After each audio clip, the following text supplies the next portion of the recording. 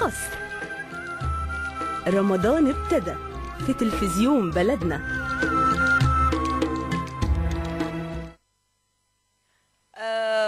رمضان ابتدى على تلفزيون بلدنا. كلمة تلفزيون بلدنا دي ايه رأيك؟ كلمة ايه بقى؟ مهمة. قول بقى، اشتغل شوية بقى. اقول لك بقى. زيع بقى يعني شوية شغل. كل سنة وانتم طيبين جميعا. يلا زيع بقى زيع بس. ويا رب رمضان جميل علينا كلنا. على فكرة كان وشي حلو على محمد صلاح قوي والله. اشتغل معايا اشتغل معايا شهر وبعدين بقى مذيع على طول. فمين عارف. تلفزيون بلدنا في فترة من الفترات بالفعل حصل منافسة شديدة جدا. الحمد لله عودا حميدا، عودا جميلا، عودا عظيما للتلفزيون المصري. وهذا الشعار العظيم ما فيش حاجة حصري، كله على التلفزيون المصري. أنا فخور وسعيد وبتشرف جدا إن مسلسل تاجر السعادة على التلفزيون المصري. واي نجاح اخيرا، لانه ما فيش حاجه حصري قبل كده ما كناش عارفين نشوفكم لانه كان حصري. بالعكس انا اللي حاسس بالسعاده الشديده، لان اي نجاح خارج التلفزيون المصري مختلف خالص. مختلف عن انك تمثلي بلدك وتبقي موجوده على تلفزيون بلدك. شعور مختلف خالص واحساس بالمسؤوليه مختلف. طب انا عايزه اسال الاول محمد، انه بما ان انت بين الصحافه والتلفزيون وبما انك مشاكس طبعا وانا عارفه خالص امير شعبان العمر وفي رجب وذو الحجه والحاجات دي. رمضان بقى مساكس. ايه حكايه يعني انا بحس انه النجوم سواء مصريين او غير مصريين حريصين جدا على ان هم يبقوا موجودين على الشاشه التلفزيون المصري، يعني ان هم يبقوا موجودين في رمضان تحديدا. يعني شوف انا هقول لك حاجه، ممكن يبقى موجود على اي فضائيه، لكن بيبقى في سباق. شاف كده يعني بيرجع لزمان. يعني زمان الفنانين العرب كلهم اصواتا وتمثيلا كانوا بيختاروا مصر دايما باعتبارها، يعني مصر دايما بؤر الضوء، يعني بؤر الضوء اللي بتشع للاخرين.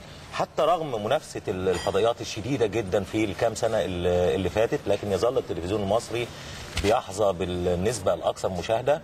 ممكن يكون نسبه مشاهده الفضائيات بتعلى، لكن في ناس كتير لسه معتاده على مشاهده التلفزيون المصري، حتى